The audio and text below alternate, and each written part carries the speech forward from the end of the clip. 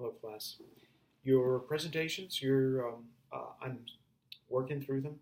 I like to go through and add comments, not post anything until I've looked at all of them, and then I go back and then I put in the grades all at the same time. So, week 5. As I am sure that you all are aware, Deidre's plan, your plan, was approved by upper management. And now what she needs to do is roll this plan out. So take a look at the case study or that aspect of the case study, and it describes exactly how she went about doing that.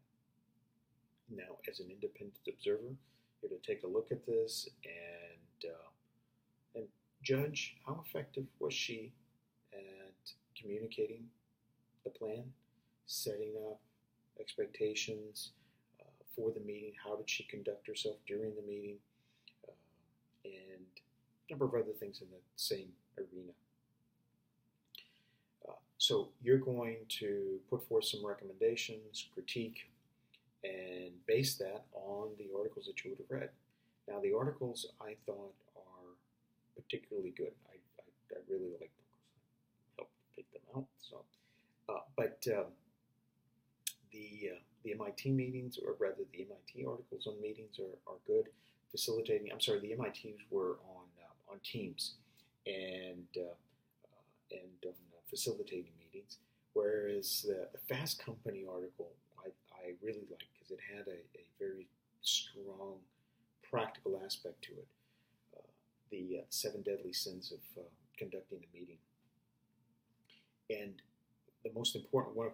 They're all important, but one of the most important is showing up on time, coming prepared, and not trying to multitask during the meeting. A number of years ago, I had a meeting. There was a senior VP had called a number of the senior project and lead project managers to get us together for reasons that now are escaping me. It was years ago, and it doesn't really matter. But I was the only one who showed up on time. The VP was there on time, and I was there on time, and the other 9 PMs were not. And he was absolutely beside himself.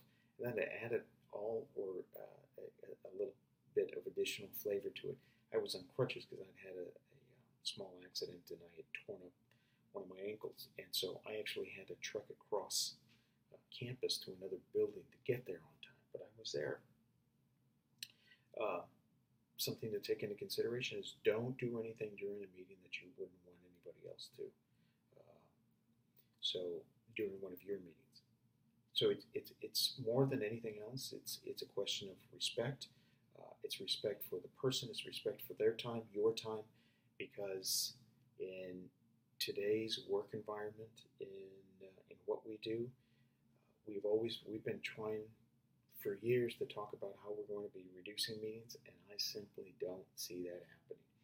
It seems like every couple of years, if we were to actually measure the number of meetings that we have during a week or a month, they just seem to be incrementally getting more and more and more because of the intensity of what we do, and the manner in which we do it necessitates those meetings.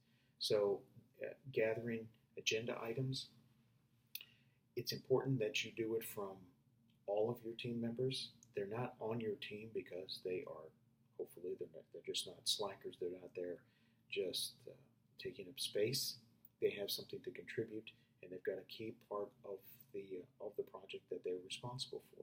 So that means that their perspective is extremely important, and that it be part of meetings as warranted.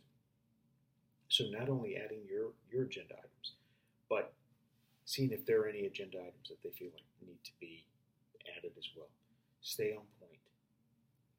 Getting through the meeting, try not to allow the meeting to drift. Sometimes what I found to be effective in the past was assigning somebody who doesn't often, who's got a fairly strong personality, who's not in the sense that is someone who allows themselves to get pushed around. And so who would be in a position and would be willing to say, listen, we're drifting. Let's get back on track, because it's a very insidious process. The next thing you know, you're you're off in a place that you had no intention to, and you have run out of time to get through all your agenda items. So it's important to stay on point. I said the articles are fairly easy read, and they're very noteworthy. One last point: it's very important to have communication and good meetings between CROs and sponsors. There's always a little bit of tension between it, but it doesn't have to be that way. I've worked with individuals who seem to relish that sort of tension, especially from the sponsor side, like to almost play a gotcha game, and I find that to be very, very poisonous to the team dynamic. Sometimes when I was conducting the meeting from the sponsor side, and I came across something that was unusual, that wasn't going to be necessarily something that anybody was going to be aware of, something that needed additional work, information that needed to be gathered. I never waited till the next meeting to see what the CRO knew. I would give my counterpart a heads up and say, "Listen, I found this. We need to discuss this at the meeting. So don't wait until the last moment because you're not going to get your answer." I was severely criticized for doing that, and to this, I would still do it again because the other individuals feel like you're on the same team, your counterparts.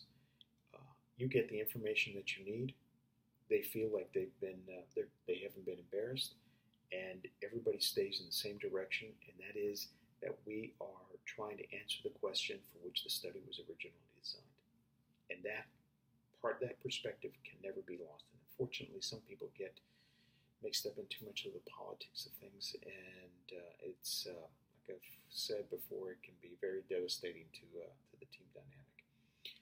As always, if you have any questions, by all means, reach out to me. Otherwise, have a good evening.